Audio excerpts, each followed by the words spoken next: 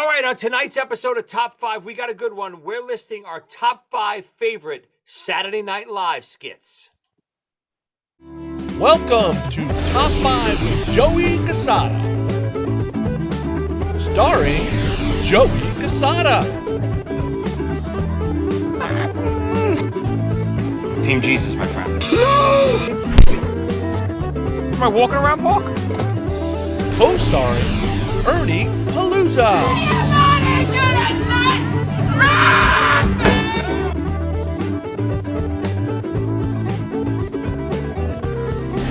And the Doctor, Tommy Snyder. Goddamn. Now here's your host, Joey Casada. All right, everybody, welcome back to another episode of Top 5. I'm your host, Joey Casada. And I'm Gumby, dammit. And, of course, back by popular demand, you know him as the Doctor.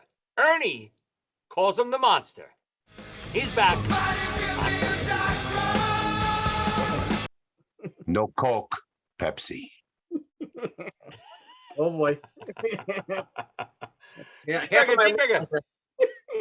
Cheeseburger. Yes, if you haven't guessed it by now, if you haven't seen the very intro of our show, we're doing our top 5 Saturday Night Live skits.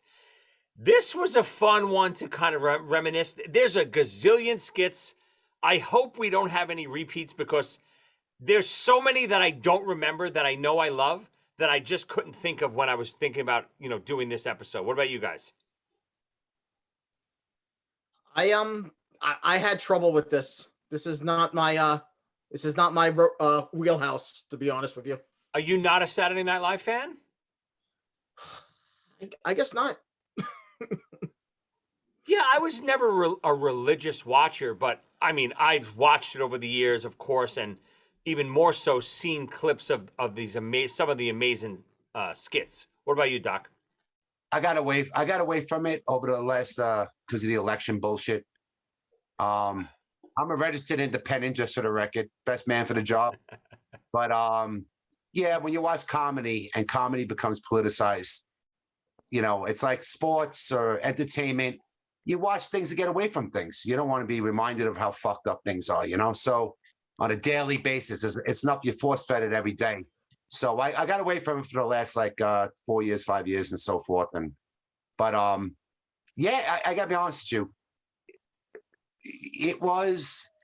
I grew up as a kid in the 70s. I know Joey probably started watching it in the 90s, but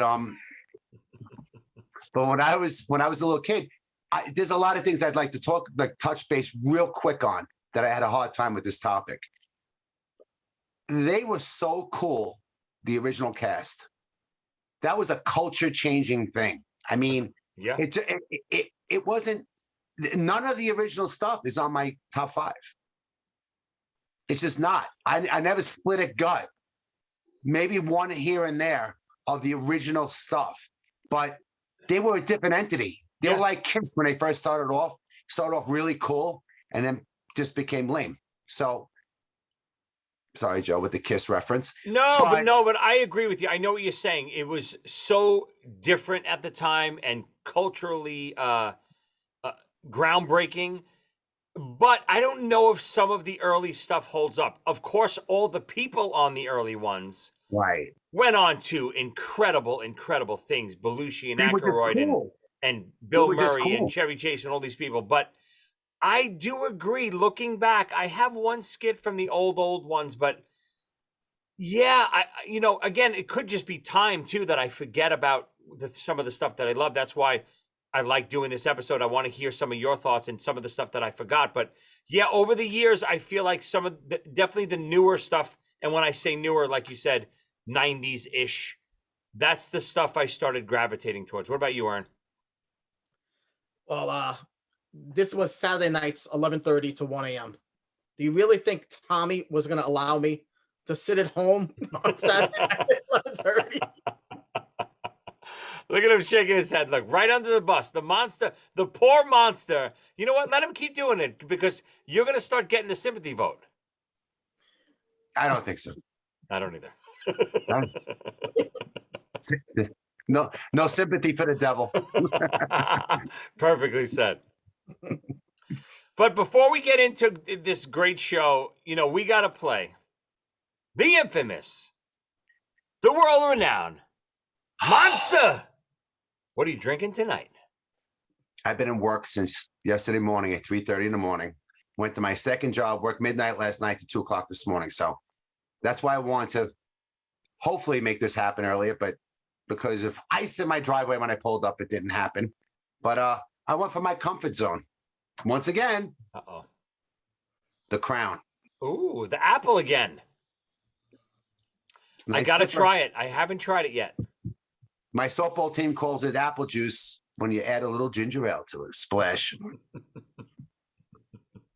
The softball team. He said he has softball this week. It's the middle of January. Yeah. It's in a dome. Now we know. Now we know what they're doing at the softball games, drinking their apple juice. we sit in a giant dome so the lights can't see us. No game being played. They just sit in their dugouts and drink their apple juice. There's a missile defense system called the Iron Dome. This is just a blow-up dome. It's a wife defense mechanism. Yeah, I got a little bit more of my Basil Hayden tonight. A little bourbon. Again? Yeah, I got to tell you, I'm not a big bourbon guy, but this is really good. Again, when I think of bourbon, I think it's bourbon. When I think of bourbon, I always think of Jack. But Jack is, a different kind of bourbon. This is not bad. This is pretty good. Well, if you get into an argument in a bar between bourbon, whiskey, and I'm forgetting something else, it depends on where it's made in the country. Yeah, of course, right. It's all the same stuff. It used to be an argument before there was Google. And Rye's Canada. Rye, sure. I got to tell you, Doc, I don't know if you've been there lately, and people really are considering me, going off the deep end this time. I got to tell you, what I've been gravitating towards lately is just neat. No ice, nothing. Just neat. I feel like even the ice now, again, I don't know if my taste buds are just going.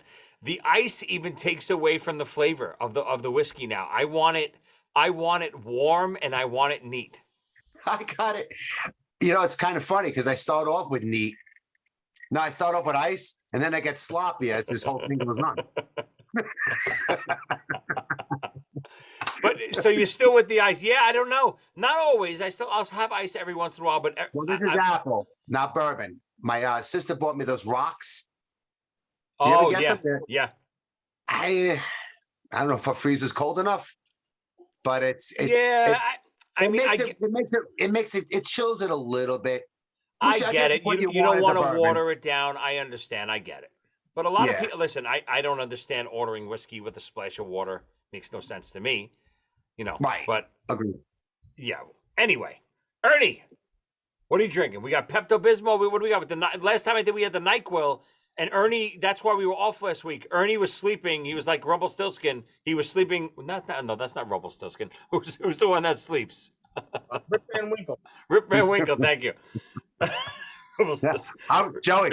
I was completely good on that one. Rip Van Winkle. He was sleeping throughout the holidays, so we had to take a week off. What do you got tonight?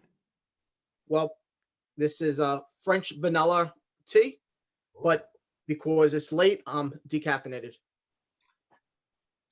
Listen, I get it. Can you, and not to divulge what's going on down below there, Ernie, if you know what I mean, but can we talk about what are you sitting on right now? I'm sitting on a donut. We'll leave it at that. what kind of donut? What do you mean, like a Krispy Kreme? What are we talking here?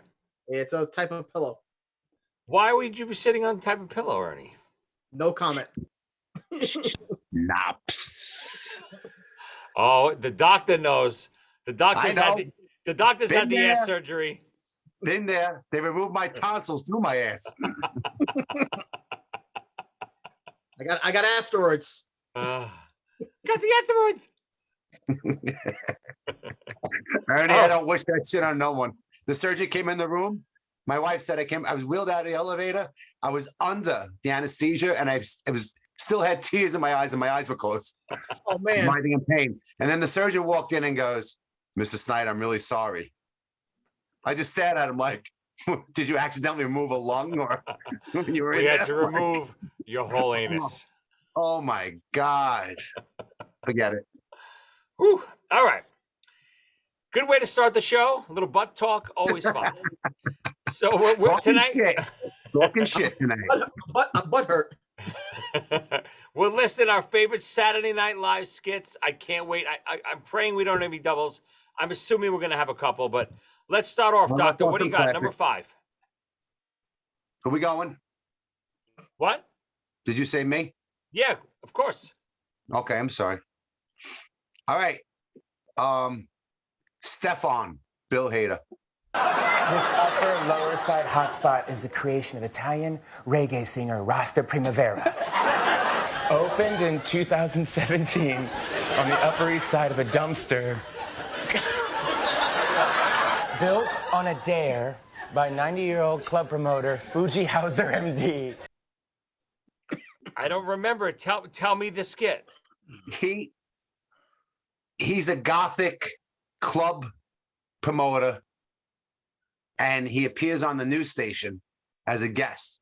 And I had to be honest with you, Bill Hader is to me, and this is very, it's hard to say when you say stuff like this when you're talking about SNL, but I say top 7 all time. He's just fucking great. But he goes out there and is gothic. He's a young guy, club promoter, and he starts going off on wacky shit that you find in these raves that he's got going on. But he's fed these cue cards as he's speaking, so he doesn't even know what he's going to read. So it's hysterical, and I think a lot of people watching this know Bill Hader as Stefan. He is. I'm telling you, once you watch this once, you'll watch every skit, everything he did on the news, because he talks about midgets carrying like midget games and these dark raves. He's really dark, so it's funny. It's just funny. I don't remember it at all. Again, I say it every week. I know I do repeat myself constantly. That's why I love doing the show. I love trying to remember and reminisce about stuff that my brain just doesn't remember. I'm sure I've seen it before, but I can't place it. I want to go back. When I edit the show and I put clips of this stuff in, I can't wait to see it. I want to see it. Do you remember this, Ern? He rules. No, I know Bill Hader though. Yeah, I mean he was. I mean, just in general on Saturday Night, he's great. Yeah. He's nuts. Yeah. All right, Ern. He's in my two. Good Top start. 5. What do you got? All right, my number 5, cheeseburger. So if I remember, it was like a what was the name of the diner? It was like a Greek diner, right? Oh The God, Liz knew it. Liz just told me tonight. What was it, Ern? The Olympia. Yes. The Olympia Cafe. And that's only because I actually watched it a little while ago trying to figure this crap out. But I would never have remembered the name. I gotta admit that. I think that was the last time you watched Saturday Night Live. Describe the scene. Obviously, I know it. This is one of the ones I remember very, very clearly. Well, they're immigrants and they're all from different countries, so I get the feeling that they don't speak the same language. They only know a couple of words, and the guy making the cheeseburgers doesn't know the numbers. So instead of 3 cheeseburgers, cheeseburger, they have to say that because that's the impression I get of the episode. And it keeps shouting cheeseburger back and forth. It's no Coke. Coke Pepsi. No Right. Coke Pepsi. I'll take a Coke. I'll take a Coke and a cheese. No Coke Pepsi. And if I remember correctly, Belushi's like the guy who's taking the orders, like almost the waiter. And is it Dan Aykroyd and Bill Murray cooking the cheeseburgers? Dan Aykroyd. Yeah, they're both back there.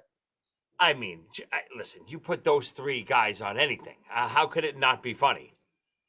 Yeah, Dan Aykroyd's amazing. I mean, I don't even remember the skit, but Dan Aykroyd's in there. If there's a straight man going cheeseburger, no Pepsi, Coke, it's Dan Aykroyd, right? With the quick lines, because he's always great like that.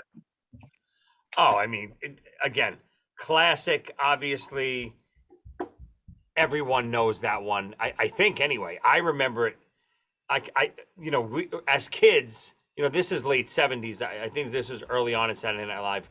But I remember it, even as kids. No Coke, Pepsi. Oh, you say it all the time. Cheeseburger, cheeseburger, cheeseburger. Yeah. Fantastic. Great start. All right. Funny. What were you gonna say? No, I said this is the first episode where I didn't break it down into like 70s, 80s, 90s, and one from each thing. I'm all loaded in one era. So yeah, my first is gonna start, which is my only early skit as well. This and again, it's not, I didn't want to just constantly do research on these and then find this kind of funny skits. I wanted to first think of the ones that I always remember. And one of the ones I always remember, because I'm a big Star Trek fan, there was a skit where they reenact is Kirk, Chevy Chase is Spock, and Dan Aykroyd is McCoy. And it's so straight. That's what makes it funny. Like you're looking for them to start becoming, these Belushi and Aykroyd and Chase, and they never become them. They stay in character, and by the end of the skit, the owner of NBC walks onto the frame, is like, listen guys, we're sorry, we're canceled. And Belushi's like, well, what do you mean by canceled? And he's still in character, and they hold character the whole way. They're removing the set, and they're taking all the props away, and Chevy Chase's Spock is staying in character. They remove his ears, and Belushi starts screaming, about it, Spock's ears coming off. It's just funny because you don't expect them to stay in character, and they literally play out a full scene of Star Trek. It's unbelievable. I missed it. I didn't have much time to prep this one up. I was on my way home. You guys came up with this, but oh my God, I remember it now. Absolutely fantastic. So good. They're removing the whole set, and they're staying in character. Belushi is Kirk. The ears being taken off. It's like so great. That's classic. There's a moment of that one when the guy first explains who he is. Yes. And then we're from the NBC the network, and Kirk goes on phasers on stun. Goes into the door. It's so good. It's great. Oh, I gotta go back and watch that one. All right, Doctor, back around to you. Number 4. What do you got? Lawrence Welk Show with Christine Wiig. I like strong arms. Well, I got 'em. Ooh, I like white teeth. Hey, look at 'em. I like soft skin. I use lotion. I like can I touch? Whoa, whoa.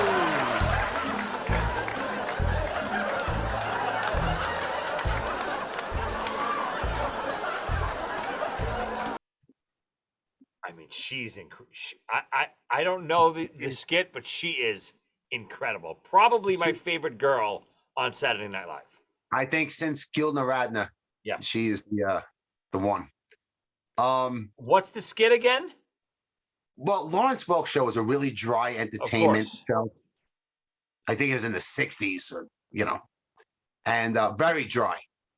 And she thought it would be funny because they always have these pretty little girls singing and stuff like that. And, and then one girl will sing, and then the next girl will sing. Wait, I know. And then the next girl will sing. This the little hands? The one, yeah, she's got this giant forehead with these little hands. Yes.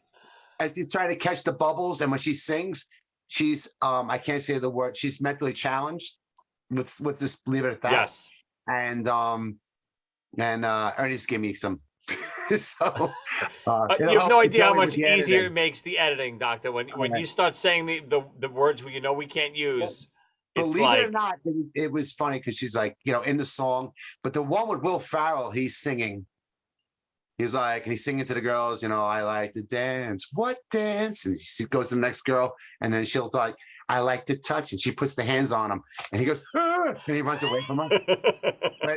But Lawrence Welk, I forget the comedian who plays it, but he goes, because her forehead's just like, it's made out to be like. I know, yeah, I can picture it. I forgot all about it. Hand. And I think Christine Wiggs said, it'd be funny if we just finally do like a monkey wrench in this beautiful production of the 60s where everyone was beautiful and everything was, and just had like someone who was special.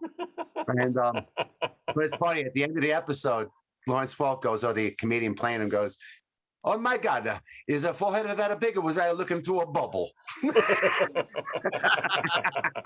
Who played Lawrence Welk? I don't remember. I can't picture it. The guy that Christine Wiig and him used to sing together, and they'd make up words.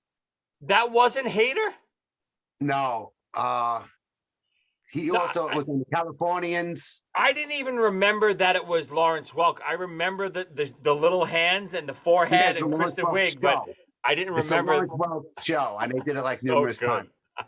Yeah, fantastic. Like I said, I like goofy stuff. You know what it is? Everything on my list is something that I saw for the first time. Now, I was too young to watch. I didn't spit my soda out when I saw the original Saturday Night Live. Right. I thought they were clever, cool cats, man. Cool cats. Yeah, I agree. But my list is shit. When I first saw it, I had a double take and I spit shit out. Yeah, and I still mine too. When I watch mine now, I still have to cry. I'm like crying laughing. Right. But you have to look up the comedian. He looked Spanish. He was smaller on the show. Oh, I know who you mean. I'll let you know. I had the clips in anyway. Whatever. Yeah. All right, Ern. Great choice, Doc. What do you got, Ern? Number 4. This is probably my favorite guy from Saturday Night Live. Gumby with Eddie Murphy. I'm Gumby, damn it. I mean, even as a kid, I remember this was like a big like cultural thing. Eddie Murphy doing Gumby, and of course when I don't want to give it away, but when he does Buckwheat as well. Go ahead, Ern. Well, as you started going off just now, I think Eddie Murphy is my favorite favorite actor ever from Saturday Night Live. That's my favorite time period. Is his skits. There's even or whatever you want to call it. He came back recently, like last year, and he did a whole show of Saturday Night Live, and that whole episode is the best episode I've seen in possibly over 15 years. Oh, I didn't see it. Did he redo any of his old? Did he do Gumby or anybody? He redid all of them. Oh my God, Mr. Robinson. Yeah, yes, Mr. Robinson's Neighborhood. Yes, he did all of them. It was the whole episode. It's the only episode I've watched of the show all the way through since in the 2000s. It's just Eddie Murphy comeback from last year. His net worth is I think like $500 or $600 million. Like, he marketed himself well. He's a fantastic actor. He's one of the first before Steve Martin actually cross over that 48 Hours and stuff like that and played. But I mean, Gumby, like, if I didn't bust a gut, I just remember being overwhelmed saying, "This is so great. This is fucking awesome." Agreed. I agree. But I wasn't falling off my couch, but it was fucking awesome. I mean, but Eddie Murphy, what can you say about him? I mean, when he did that anniversary for Saturday Night Live just recently, what was it, like 5-6 years ago, whatever? Oh, I think it was but yeah. What was it? I think it was like 2 years ago, but it was incredible. Yeah, but he was horrible. He came out on stage and people thought he would be funny, and he was dry. He was just really like straightforward, and people started wondering, did he lose it? Did he lose the,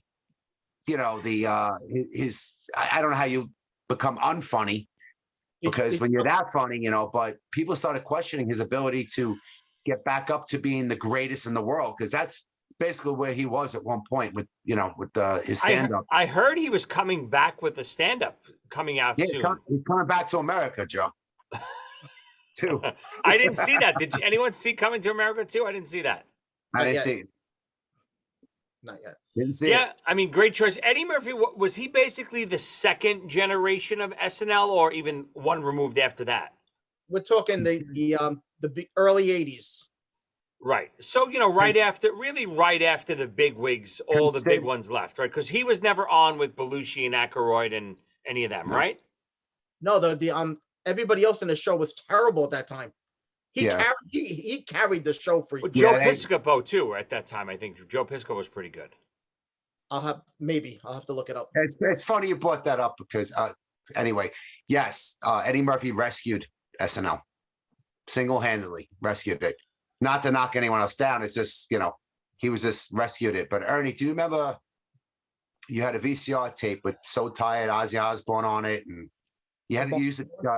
Every do you remember every damn episode that asshole has to come up. But there was a Joe Piscopo video on Saturday Night Live with Great White, and him as Frank Sinatra. Yes, Great White, and Great White's playing the guitar. And he goes, "That's a marvelous guitar." I think it was Witchcraft or something like that. He was singing with Great White. God rest his guitarist's soul. God rest his. But I heard the guy went back for his guitar recently. Did you hear that? What? In Rhode Island, when the place burnt down. Yeah.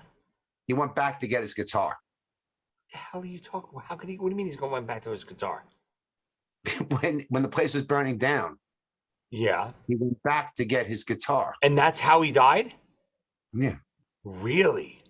Yeah. I played at that place. And at the time, I was in the Kiss tribute band, and we used to use stupid fireworks in clubs like that all the time. And it's incredible how fast that happened. If you guys ever, there's like a documentary on YouTube about it. It's insane. There is no God. Great White's dead, and a Kiss tribute band lives. Nice.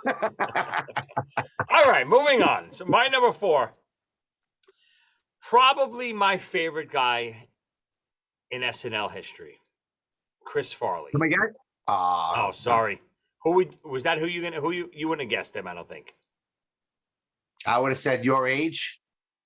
It would have had to be top. Yeah, I would have got it probably 4. Probably 4. Chris Farley. Good guess, Ern. Chris Farley. Everything that he does is what you said, Tom. To me, I can't breathe when he's on the screen. And in this skit in particular, Christina Applegate is in the skit with him, and he's a motivational speaker. And he comes into the house and he's screaming at the top of his lungs. His stomach is as big as it could possibly be. His pants keep falling down. He's lifting up his pants, and he's screaming about, he's shoveled. His suit's all over the place. A mess. A motivational speaker is not supposed to be a mess. He's a mess. He's out of control. And all he does is scream about being, living in the van down by the river. And as the episode progresses, Christina Applegate is one of the kids he's trying to help. And I guess her brother or her boyfriend, I forget who it was. And if you watch them during the skit, they are crying, laughing. They're like this. They're trying to hide their face as he continues. And he's getting crazier and wackier, falling through tables and falling down. Just absolutely incredible physical comedy. But I love, more than anything, bloopers. When I see the other cast members crack up, to me, it makes me laugh nonstop. I agree with that. Do you want to take this one first? I thought you were describing Sam Kinison, but yeah. No. You know this? Do you know the skit, Ern? Yeah, but when I saw it, I remember thinking a lot of Sam Kinison was in it, but Sam Kinison was dead. So no, but I could see that. But to me, Chris Farley was a physical comedian. Obviously, Belushi was incredible, but Chris Farley was even more over the top than Belushi. That was his idol. Possible. That was his idol. Yeah. He crashes through the table, right? Yes, at the end he crashes through the table. Right? Yeah. When you have a motivational speaker that's hired by the parents to come talk to your kids that are out of control, and the first line out of his mouth is, "You don't want to be me, living in a van down by the river." It's like it's not a good opening line for a motivational speaker. And when guys like him and Will Ferrell and some of these later guys, Ferrell, some of the stuff that they're doing is all improv. That's what makes the cast, because they do run throughs. That's what makes the cast crack up even more when they do stuff that they didn't rehearse. Like I think I remember reading an article or an interview. the stuff where he's pulling up his pants, it's not part of the skit. He's literally, because he's so disheveled in the scene and doing so much physical stuff, his pants really are falling down all the time. And he's trying to pull them up. And the way he's doing it, you know, and over his big belly and stuff, it's just unbelievable. I left it off my list. I figured you guys would have had it, so I left it off. To me, that's a no-brainer. A no-brainer.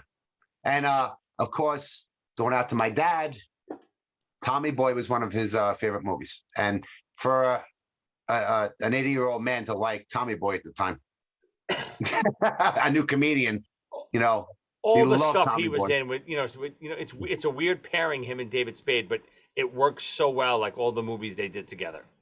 Fat man in a little coat. No matter whatever he did. All right, back around. Doc, what do you got? Number 3. Okay. Guy from New York. Greatest cameo actor of all time. Christopher Walken's. Oh, you son of a bitch. Gotta throw him in here. This skit is off the radar, though. People, I don't know why, but me, it's dry. It's hysterical. Man, the man who's afraid of plants. I don't know. I thought you were gonna. My next pick is a walk-in pick. Believe it or not, I and know it's the one not you're that. gonna I pick, don't but- know this one. He's I don't know this one at all. he's in a green room. He's in a green room and he takes care of plants, but he's a man afraid of plants. So he walks around and he goes, yeah, these are my plants. And he goes, he's got googly eyes. He goes, I use googly eyes to put googly eyes on the plants so I can keep an eye on them because they creep me out. And he goes like this, oh, see that one over there? See the and then he'll do a close up on the plants and they all got googly eyes on them. So that he knows where they're coming from. If they're gonna kill him.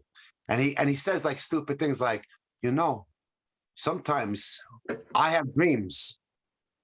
And he's looking at a fern and he goes, sometimes I have dreams. And I always said, if I woke up in the middle of the night, strangled to death, it would be the fern. It would be the fern. So he walks to this greenhouse, putting these googly eyes on everything. And then he comes to like a little bed of grass. He goes, these guys have got a problem with too many eyeballs. So what I do is I just sprinkle them. It was like one of these stupid skits. People just, me and my wife, after seeing this, we thought it was the funniest thing we ever saw. We bought googly eyes. So whenever we went to other people's houses, You put them on the plants. we walked around the house putting googly eyes on their plants. And they wouldn't find them for months. It was fantastic. Hold on a But second. if you ever get a Hold chance. on a second. Come off your chair a second. What? You son of a bitch. What do you I advertise? know what you're talking You're about. such an asshole. What are you What's talking behind about? you? I dropped my pen on purpose. Oh, God, Ernie. You see this? No, My I daughter was wearing it. we need to see it again. Just for the record, last week I was unavailable. I couldn't do it. I was, I was at shows Don't and even stuff. tell me you can play for Ozzy. I'll kill you. No, I wanted you two to do an episode without me. You know I'll never do the top 5 Sabbath songs with you guys. I figured you guys could do one without me, and it didn't happen. What happened? We could talk about this. We could talk about it later. So, We could we'll talk about this later. All right. The man that's afraid of plants. look, Don't know it at Ernie's the all. boss. Ernie just pulled rank. I like that. Come on, Joey, come we'll on, we talk gotta about this streamline- later, okay? We'll talk about this later. All the revenue comes into Australia from Australia. I gotta. Bernie. So anyway, where were we? Oh, Christopher Walken. Yes. But he's done many different things. But if you get a chance, you will piss yourself. It's one of these like throwaway skits. There's someone had to be stoned. Because it's only like a 3-minute skit. And only Christopher Walken could have pulled it off. Okay. Man afraid of plants. Again, I thought you were stealing my next one, but I can't wait. I cannot wait to see Christopher Walken afraid of plants. You gotta call me tonight as soon as you get off. It's only 3 I minutes definitely skit. will. All right. All right, Aaron, what do you got? Number 3. He might be afraid of plants, but he's not afraid of the Reaper. You son of a bitch. Did you do this on purpose? Because I just said my next one was walking. No, I'm just talking about a song. My number 3 is Celebrity Jeopardy. Oh, brother, Sean Connery.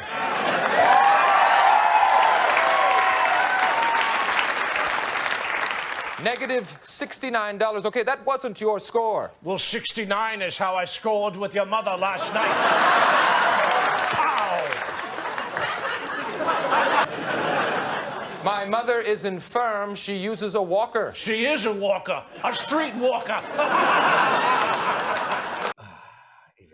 That's actually a worse pick. Just so you know, you just took my number 1. I didn't take anything. I didn't say anything. There he goes, doubling down again. You might want to pick another one because I'm going to edit you out right here. He doubled down. I did that just to ruin Joey's. Guys, I got 10 picks here. My number 3 is Celebrity Jeopardy, though, with Will Ferrell. I can't change. I'm not changing mine. Celebrity Jeopardy is the best skit of all time. Tell about it. Oh, I thought you were kidding. No, I'm not kidding. Go ahead. Oh, I thought the other one was. Oh, this Celebrity Jeopardy is my number 3. I'm confused too, Ernie. Well, no, the other one is my next pick, and Celebrity Jeopardy is my first one. Thanks, Ernie. I left 2 of these off the list on purpose. Come on, Tom, Ernie. what happened? Tom, what happened is Joey gave a big hint what his next one is. So I just did that just to annoy him. I thought you were double dipping again. No. I don't love the one that Joey's gonna pick, but anyway, Celebrity Jeopardy with Will Ferrell is my number 3. Yeah. And it's reoccurring. It's unbelievable. I mean, I'm gonna tell more about it when I say my number 1 pick, but please, Ernie, tell us more. I mean, it's a whole bunch of episodes, but the best ones are the Burt Reynolds and the Sean Connery ones. Of course.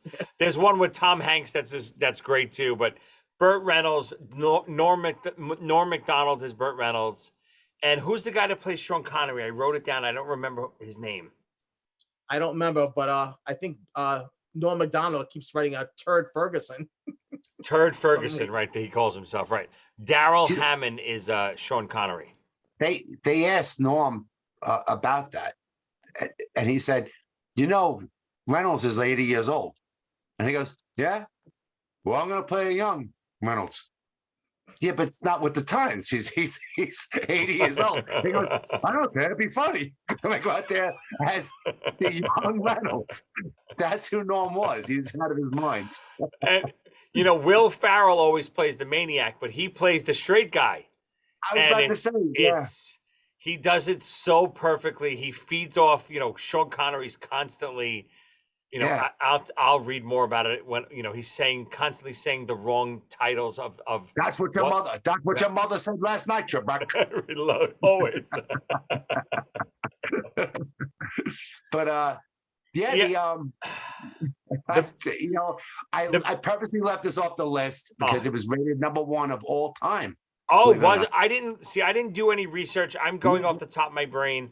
This is my favorite skit of all time. Every time I see any one of these, I am crying when Sean Connery reads the name wrong.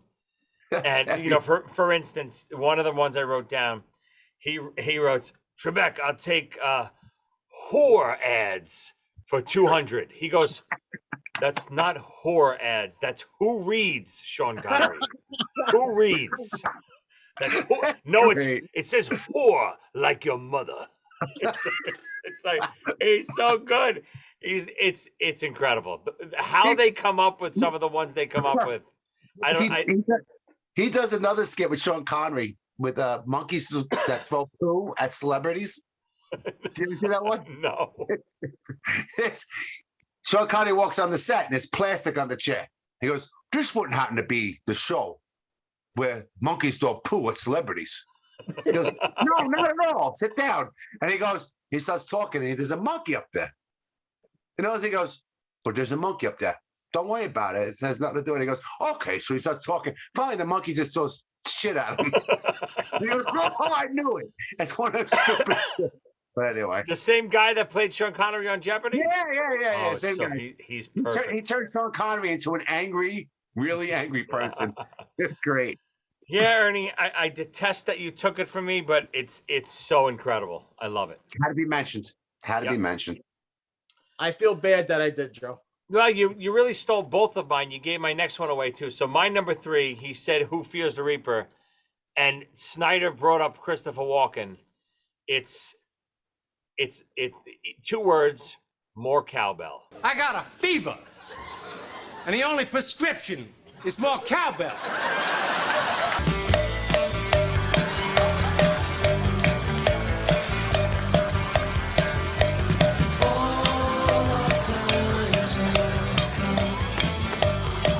This last one was even better than the first. Well, it's just that I find Gene's cowbell playing distracting. I don't know. If I'm the only one, I'll shut up. No, it's pretty rough. You know, I can pull it back a little if you like. Not too much, though. I'm telling you, fellas, you're gonna want that cowbell on the track. You know, obviously me being a drummer, there's a skit where Christopher Walken is the legendary producer producing Blue Oyster Cult. And, you know, they're doing Don't Fear the Reaper over and over and over and over and over again. And Will Ferrell has this tight shirt, 70s shirt on with the collar, and it's almost a belly shirt because his belly's sticking out. And he's hitting this cowbell with so much gusto that you got another song.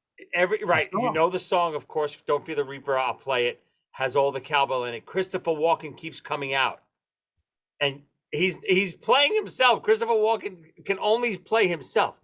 That's the funny thing about it. You're right. Of course. And every time he comes out, he just, you know, he's like, I can't do a Christopher Walken impression, but he's like, I just need more cowbell. I got the fever. And the only cure for that fever is more cowbell. And meanwhile, the band wants to kill the right, guy and Will Ferrell, every time he comes out, gets more into it. And he's dancing around the room and hitting it in people's faces, and his belly's sticking out. It's, again, I want to cry laughing at these skits. And this makes, when I see Will Ferrell escalate and Christopher Walken come out every time speaking about how he wants more cowbell, especially being a drummer, I lose it every time. Ernie? It's not one of my favorites. I'm not a drummer. I like Christopher Walken, but I don't see why it's so funny. I'm a doctor, Jim, not a drummer. That song, the guitar solo alone in that song rips. It is fucking unbelievable for that era. I mean, if I remember correctly, when this episode came out of Saturday Night Live, like the Blue Oyster Cult sales for this song and the record, like skyrocketed again. Nobody knew, like obviously we know the song because we're rock fans, but the general public had no idea what the song was. And the skit called for it to constantly not only be played, but restarting. Yep. So you'd constantly hear the same part over and over again. It became like his big hit again. I think what makes me laugh is that being in a band for a short period of time in my life, it was funny because the singer in the skit is bitching about the cowbell. So what Joey was talking about, Will Ferrell goes, fine, I'll tone it down. So he just walks up and the guy's singing and playing guitar. He's got the cowbell right next to his ear going, and he's not getting into it. Yes. He's just like right in his ear. And everyone starts laughing because I don't think it was, the best comedians on SNL were the ones that acted outside the box. Oh, they improv'd everything. A guy like Will Ferrell. Acting, and that's where they ruled. A guy like Will Ferrell had the basic script, and then he did everything. Right. The writer's going like this. Yeah, that works. Let me change everything. Right. All Amazing. right, Will, you're going to be playing a cowbell in this scene. Go. And then he just takes over the scene. When he's pissed off, right next to the guitar, it's his head like this, right to his head on purpose. It's a typical band reaction to turn down the bass. Can't hear you. Turn up. Can't hear your guitar solo. Right. Singers screaming. I can't hear myself. It's awesome. All right, Doc, back around to you. Number 2. Bill Hader, the puppets. All right, welcome back to Introduction to Puppetry. We had a fun morning making our puppets. So why don't you introduce yourselves again, and let's meet your puppets. My name is Anthony Peter Coleman, formerly Private First Class, United States Army, dishonorable discharge, May 19th, 1983. Okay, and Anthony, what is your puppet's name? Tony. And can we hear a little bit about Tony? Go ahead, tell him what happened. There was a rebel village 5 clicks down the road. Word came down from top brass. Make it disappear. We didn't know any better. We were kids. I watched myself pick up the flamethrower, and I just went off. It's a puppet class. I don't know this. Joey. Tell me. Come on. Maybe I remember. Describe it This is to me. considered top 5 skits of all time. Seth MacFarlane was on, and he's giving a puppet class. And there's, I think, 3 people he's teaching them puppets. And there's a Vietnam vet who's all torn up, that's Bill Hader. And his puppet looks just like him. Unlike, the other puppets don't look like him. Like them. Right. His looks exactly like him and fatigues and everything. And all of a sudden he goes, okay, I'll be happy. He starts going behind people and he starts interacting with the other puppets. At the end, he smokes a cigarette, and the puppet actually smokes a cigarette. I can't describe what he does. I don't know this at all. He starts making out with the other puppets. And you have Seth MacFarlane trying to keep the class in order. And this Vietnam vet, they bring up fire or something. I can't remember the skit, but like, for instance, you bring up fire. That's funny you say that. Because when I was in the village, we torched them all. There was nothing left except burning kids, like really dark shit. And here's Seth MacFarlane like, come on, be goofy about your puppets. But this dark puppet couldn't. And it looked just like Bill Hader. And it's fucking awesome. You will watch that one before the Man Who Watched Plants tonight, please. Yeah, no, I'm gonna go in order because I got to edit it anyway. So I can't wait to see all of these. Ernie, you know this one? I do not. Sounds great though. Yes. Are you kidding me? I definitely have never seen it. It's considered top 5 of all time. Insane. Whatever. Nothing more to talk about. Yeah, I want to chime in. I don't know it. Ernie, back to you. Number 2. If I had a sock near me, I could act it out. I'm sure you have a sock on your foot, don't you? Hold on, meathead. Hold on. What are you doing there? You're putting a sock and a shoe on? Not a sock and a sock? Everyone knows you put a sock and a shoe on.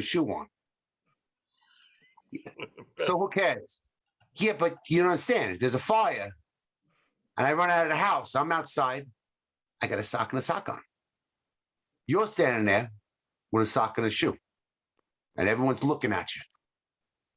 But if it's raining out, I can hop around on one foot and stay dry. Right. I got a sock and a shoe on one foot. I can hop around and stay dry. You'll be sitting there with 2 wet socks. 2 wet socks. That's enough. I don't want to talk about it no more. Let's go. So good. Come on, Ernie. What do you got? Number 2. Don't keep doing it. That same night, they went to bed and they had to sleep in the same bed. Who, him and me? I don't remember. Him and me did sleep in the same bed that night? It was the night before, and then they woke up in the morning. But the night before was with the farts trapped underneath the gas there. He goes, what are you doing tucking yourself in? He goes, that's what I do. I tuck myself in. He goes, but what if you get a case of gastritis there in the middle of the night? My way, I got the flap. I let it out. Your way, you're trapped underneath it with it. I don't know what the circumstances were that they slept in the bed overnight, but the morning just continued. So anyway. Incredible. One of the greatest shows of all time. If no one knows what we're talking about, I have no use for you. All in the Family. Ernie, number 2. Do you know the delicious dish? It was like, Yes. you know it? Yeah. What's his name? The famous actor's in it. Now he's famous. Alec Baldwin.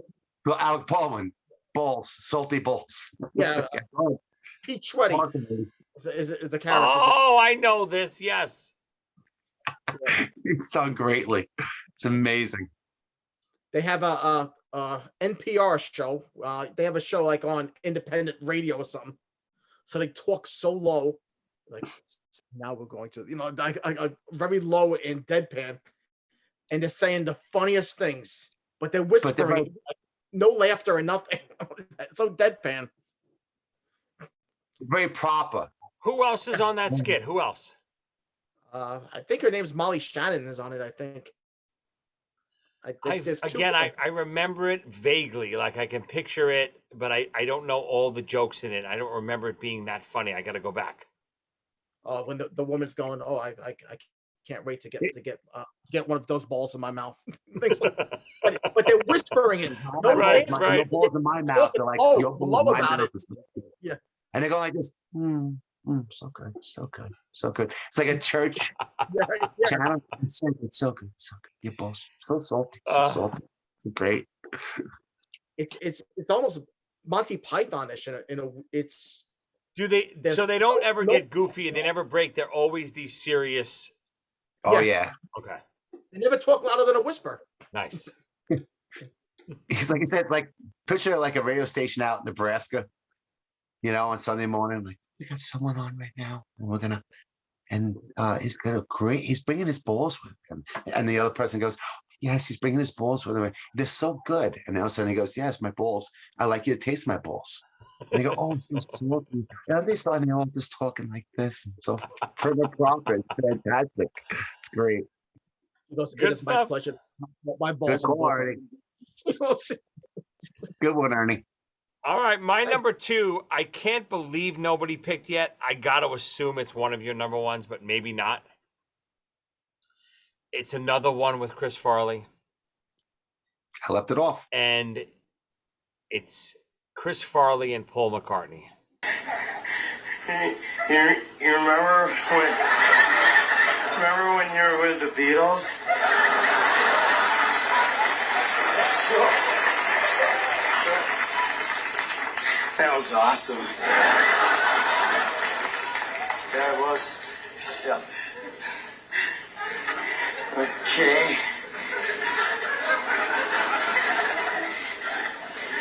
Oh, you remember when you went to Japan and at the airport they arrested you because you had some pot and made all the papers and everything? Well, to be honest, Chris, I'd kind of like to forget all that.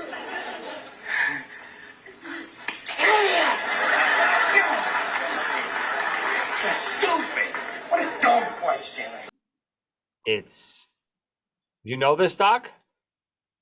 I didn't have that one. Oh my God, Chris Farley. I didn't go Chris Farley Chippendales. I don't know if you were going there. Chris Farley is interviewing Paul McCartney. I didn't see that one. Oh my! It almost is as good as Jeopardy. It's close. And he's interviewing him, and he's super nervous because he's a big Paul McCartney fan. And he's like, do you remember the time that you were in the Beatles? And Paul McCartney's like, yes. He goes, what was that like? and he's just flustered, and then he goes, what about the time, remember you got caught with you got stopped at the airport that time with pot, and there was a big thing, and Paul McCartney goes, well, Chris, I really'd rather not speak about that, and Chris Farley starts punching himself in the face. Idiot! Like, why did you just ask Paul McCartney that question? He starts pounding himself in the face, and Paul McCartney's like, you can see Paul McCartney trying not to break, and he's like, no, it's okay, and Chris Farley's literally pulling his hair out of his head because he's so upset that he just asked his hero Paul McCartney a dumb question. It's Chris Farley's obviously on every drug that you can ever imagine in this skit. He is out of his mind, but so funny, and you can't take your eyes off of him. It's hard to make Paul McCartney laugh. He's been through so much in his life. He's seen it all, man. Oh, he almost breaks. There's nothing that makes him. I've never seen it. Like, I've never heard Paul McCartney laugh out loud, even with that new episode, with the on Disney Channel, Get Back. Yeah, on Get Back, yeah. He's been around so much in his life. To get him to even giggle is amazing feat. But he almost goes. If you watch this episode, you text me after this now. I will. I'll send it to you. Sounds good. Ernie, you know this one, right? I remember it vaguely. Not to go off subject, but you look a little bit uncomfortable. How the asteroid's doing? I'm getting better. You need me to rub you down? No, stay away. All right. Ernie, you got a picture of one behind you. All right, we're up to Doctor's number 1. Let's recap. Tell me if I get these right. Number 5, Stefan, Bill Hader, right? Mm-hmm. Number 4, Little Hands on Lawrence Welk, Kristen Wiig. Number 3, I also recommend the one with Will Ferrell. That's even funnier. But go which ahead. one? Oh, the one with right. Will Ferrell on Lawrence Welk. Go ahead. Number 3, The Man Who's Afraid of Plants, Christopher Walken. I don't know that one. I can't wait to see it. Number 2, The Puppet Show out with Alec Baldwin and again with Bill Hader. What do you got? Number 1. No, not Alec Baldwin. It's a Puppet Class with Seth MacFarlane and Seth MacFarlane. That's right. You're right. I'm sorry. And number 1, it's a SNL short. Oh, those were good. And I didn't have a chance. Adam, what's his name? Sandler? No. Sandberg, maybe? Sandberg. It's called Great Day. I don't know if I know it. It is the funniest SNL. Now, we've all hung out. None of us have done coke. Maybe tried marijuana, but that's except for Joey. He's a never tried a drug in my life or a cigarette ever. Right. Oxycodone is amazing though. But anyway, Basil Hayden is. But this is Great Day, and out of nowhere in the kitchen, the music starts up. Boom, boom, boom, boom, boom, boom, boom, boom, boom, boom, boom. And he pops up from a kitchen counter. He's got Coke all over. I don't know why, but today's gonna be a great day. La, la, la, la, la, la, la. It's about a guy with a Coke problem and his perception of the whole world. The birds, the cartoon birds flying around his head. He runs out. I don't know why, but my face is numb. It's walking outside in broad daylight. He meets the mailman. He asks the mailman, any mail from my kids or my ex-wife? No. Fantastic. He looks at his job. In the middle of it, Tom Petty and Alec Baldwin have a intervention with him. It's a song. God. And it's absolutely fantastic. It explains someone on Coke who's completely out of control. Yeah, listen, for the record, I think that's why I've never tried drugs, because with my personality, I think I'm going to love them. So I'm the same way. The last thing I want to do is do anything like that. So with my personality, it seems exactly what I like. So get it away from me. I agree. I got stoned for 3 weeks with Mike Vanny back in the day. I was out of work, hurt my groin. There's pictures of me hugging trees in Prospect Park with an Ozzy Osbourne Black Sabbath face. Like the happiest I've ever been in my life around nature. Like I never saw a tree before. But it was fun. But then I had to sleep for 3 days afterwards. Yeah, I can't even process what it would be like. I have no idea, literally no idea. No, if you get a chance, please check this show out. Oh, I will. You will piss yourself. Do you know this one, Ern? Nope. Yeah, I don't know it either. You're number 1. Let's recap what you got. Okay. Number 5, cheeseburger, Pepsi, no Coke. Number 4, of course, Gumby. Number 3, you son of a bitch, Celebrity Jeopardy. Whoops. Number 2, Delicious Ditch. That's the one with Alec Baldwin, right? That is correct, sir. Yes. And number 1, what do you got? Favorite Saturday Night Live skit ever? I don't know how it's not everybody's number one. Mr. Robinson's Neighborhood with Eddie Murphy. It is very. It's not. What can I say about it? It's hysterical all the way through, and it's a recurring thing. There was like a bunch of them, and it's just it kills me, and it's still hysterical. Describe it. So it's basically a takeoff of Mr. Rogers, but it's Eddie Murphy doing it in like a bad neighborhood, right? Yeah, he's it's the opposite. He's doing the Mr. Rogers show, but he's a con, obviously. Right. He comes in with stolen stuff, and he's teaching the kids watching the show like how to steal stuff and everything. He can't answer the door because it might be the landlord. And when the landlord comes to the door, he's living in a slum. He's living in a slum apartment. Is he Mr. Robinson or is the landlord Mr. Robinson? He's Mr. Robinson. He is Mr. Robinson. Because I'm trying to remember, because he's always talking about the landlord upstairs. So I got in my head that Mr. Robinson was upstairs, was the landlord. Ernie, did he redo this too when he came back? Yep, and it was incredible. Again, just send me your favorite ones, the ones that are reoccurring. Send me. I gotta say one thing about the new one.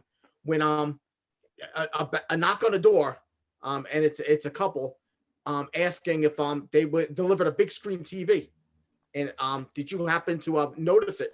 And he starts yelling at them. Well, why would you come to me just because I'm black? That you think I took the TV and all that? And then they go, oh no, we would never say that. Never say that. I just got out of my house. And then you see him walking through the apartment. You see a big screen TV on the wall. Yeah, I remember those. Like, I definitely remember all of those. Those are great. He was incredible in that. Like I said, the greatest, most clever skits ever written. It just didn't send me on my side. That's just me. My goofiness, slapstick humor. It just didn't register. That one did for me. Everything. I mean, beautiful. I mean, absolutely fantastic, without a doubt. Yeah, great choice, Ern. All right, back to my number 1. So let's recap what I got. So my number 5, the Star Trek gets canceled with John Belushi as Captain Kirk. Incredible.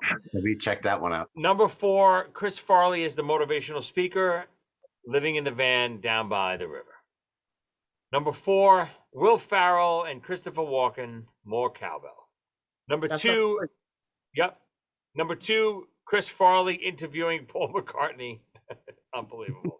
And Ernie gave it away before. I'm not going to change it because it's that damn good. Celebrity Jeopardy, because again, it's not one episode. It's constantly reoccurring. It's Sean Connery and it's Burt Reynolds or Turd Ferguson, like Ernie said, and Will Ferrell playing, the straight man as Alex Trebek.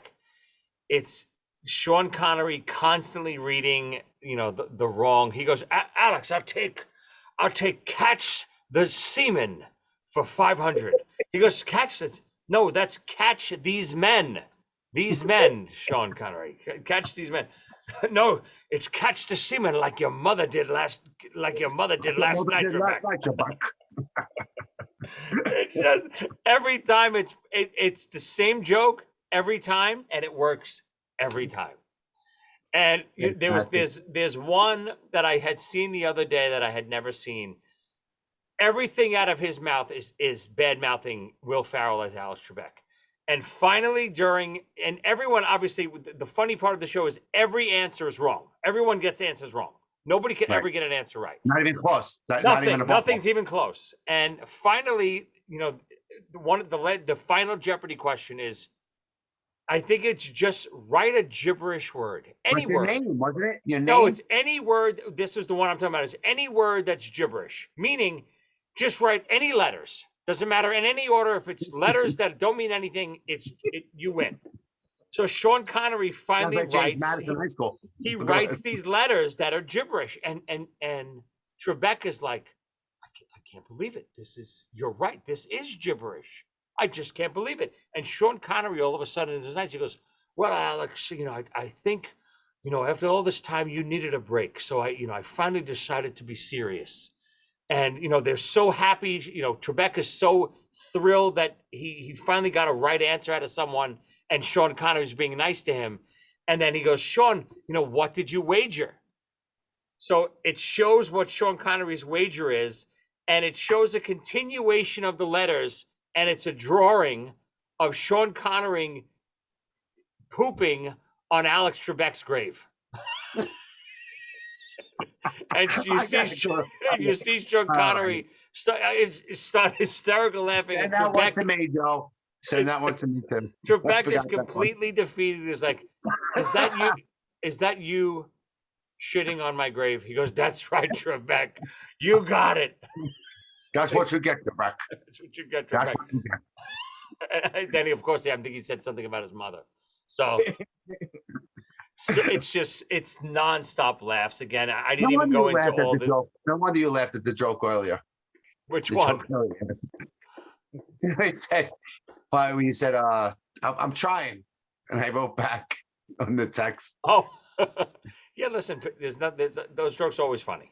That's trying is what losers always say. Winners go home and fuck the prom queen. What's that from again? The Rock. Yes. And then, what's his name? Answers back and goes, my wife was the prom queen. And he goes, really? Yeah, this was a good one. Obviously, I'm sure there's a couple. Give me a couple. Anything you want. I don't care if you say 1 or 5. Give me a couple honorable mentions, Doctor. All right. Honorable mention. You touched on Chris Farley. All right. I'm going to put my honorable mention in first. Man-child, Office Boss. I don't know it. Who? I don't know the actor, but he's a man who has the body of a baby.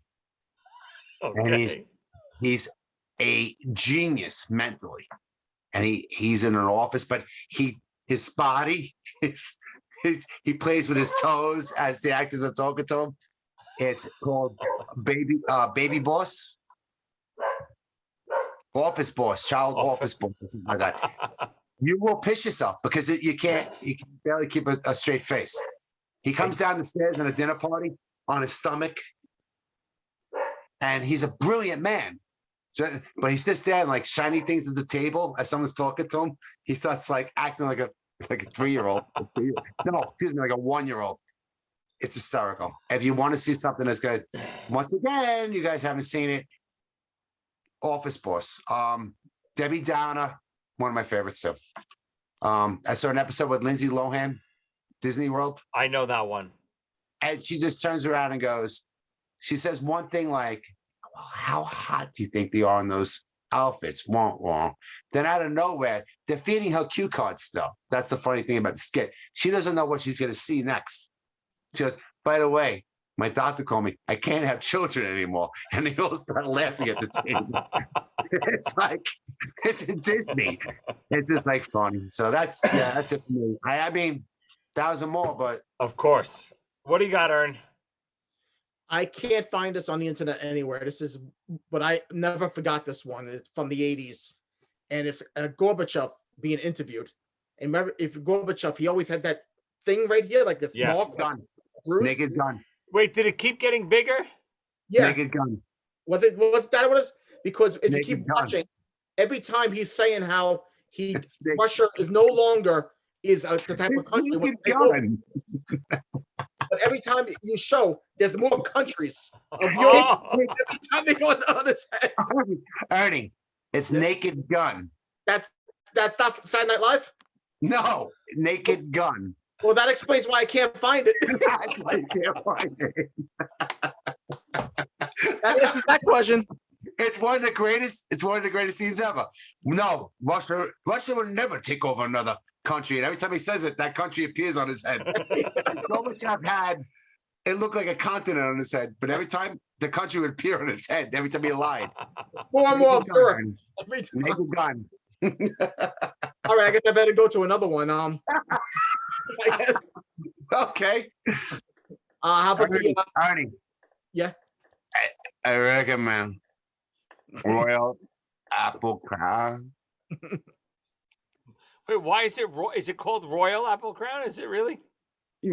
It was until I just I think said I think it's Crown Royal, not Royal Royal Apple. Apple. Right. So that answers the question why I can't find it on YouTube. You're typing in Saturday Night Live Gorbachev. It's not coming up. I tell my kids about it all the His time. pick is that one. Give me another one. I like the Wayne's World one with Madonna. Oh, that's it. I remember that one. I haven't seen it in a long time, but I remember it. That he's making out with Madonna and everything, and then suddenly he stops and goes, "Is that Prince?" And it's so like unexpected. Like, and then you see Garth dancing around, but he's got Prince's outfit on around the bed. But he's really getting hot and heavy with Madonna. And suddenly, is that Prince? He goes like out of nowhere. I mean, again, there's so many. This is one of the ones that I can't wait to post this and ask everyone else their favorites, because there's a million that we're forgetting. But a couple of the ones that I remember loving, Will Ferrell, and I forget the other guy's name. They go Chris to Kattan. what is it? Chris Kattan. Chris Kattan. You're right. I think it is him. They go to the clubs, and That's the movie. Oh, yes, but SNL. It started off on SNL, of course. That's right. It started the movie. They walk into the clubs. We used to do that as a joke, and then they start, grinding girls, and they start grinding them so bad they go flying the girls every time. Do you remember a senior citizen got kissed on that episode? I don't remember. It was oh my God, what's his name? Carrey. Jim Carrey came on. He was a guest. And and they ended up at the end of the night hooking up with senior citizens. Yes. And then they're driving in a convertible, and he turns around and says, tonguing down this 80-year-old woman in the back of the car. It's like, I'm sure that wasn't it wasn't ready to go. What was the name of that movie? Night at the Roxbury? Yeah. That another one I loved. Again, it doesn't hold up, but at the time, I remember being a kid and this being very cultural, and people always talking about it, was when John Belushi would always cut the samurai, and he would have the samurai sword and just cut everything with the samurai sword. Right, the cold cut. He was a cold cut. But everything. When he would turn pages with it, he'd do everything with the samurai sword. Right, everything. Yes. And he had that eyebrow. Yeah, he had the eyebrow going up and down.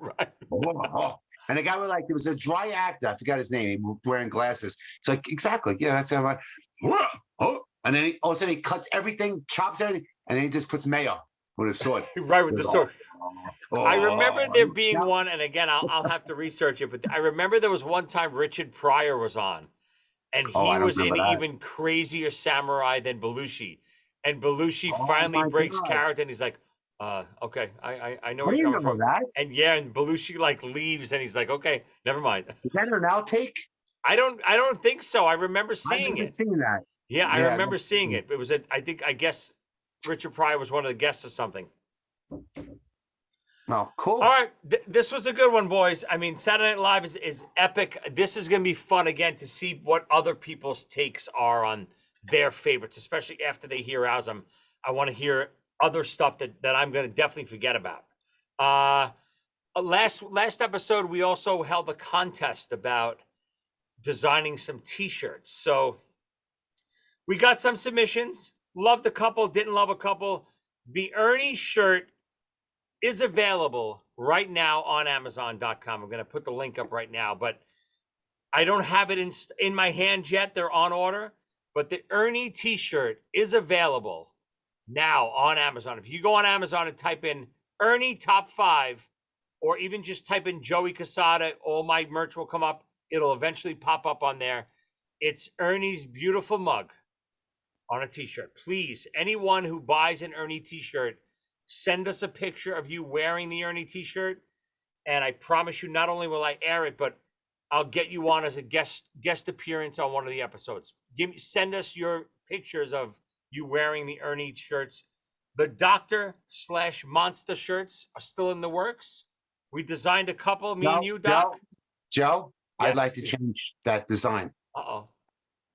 I like to have me up on a cross, like Jesus, with Ernie with a nail gun, an electric nail gun, nailing me to it. And I'll Not enter bad. the shirt. Not bad. It's the best submission I've heard so far. Electric nail gun. Oh, You can even put Home Depot on it and get, maybe they'll pay for it. Oh, it's not a bad idea. We can get them to sponsor. I have a funny feeling they won't sponsor a shirt with a guy getting nailed to the cross, but you know, that's just my opinion. I'm not positive. In this fucked up world right now, you kidding me? Ernie, what do you have to say about that? Wonderful, wonderful. I will tell you this: I would wear that shirt. You know what? I'm gonna make sure my priest wears that one. My pastor, excuse me. This is a good one, boys. So again, that's a winner, Joey. That's a winner. Yeah. Again, That's a send winner. any T-shirt ideas for any of us to top5withjoeycasada@gmail.com. That's top5withjoeycasada@gmail.com. Ernie shirt available now on Amazon. I should have mine next week. I'll debut it. I'll let you guys see it. I will post the link. But again, go on. I'll post the link when I post this episode on all my social media as well. But please check it out. There's obviously, we have our regular top 5 logo T-shirts on Amazon right now. Doctor being nailed to the cross, or something else, maybe a little devil baby, or you know, you turning into a monster. I think Ernie just nailing me to a cross would be good. There's really there's a lot. We could do a lot with you. A lot with me. That's good. Cool. I'm workable. I'm like Play-Doh. Any last words? What do you got, Ern?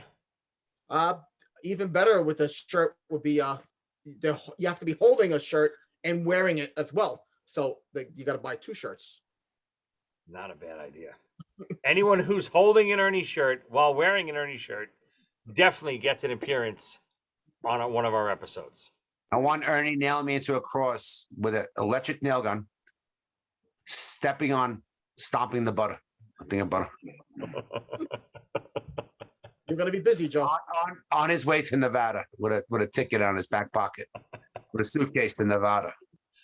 Listen, Joel, it's funny you mentioned that. All you T-shirt designers out there, please take these thoughts, make us the shirt. We'll send you free merch and we'll get you on the show. All right, boys, this is a good one. We will see you next time.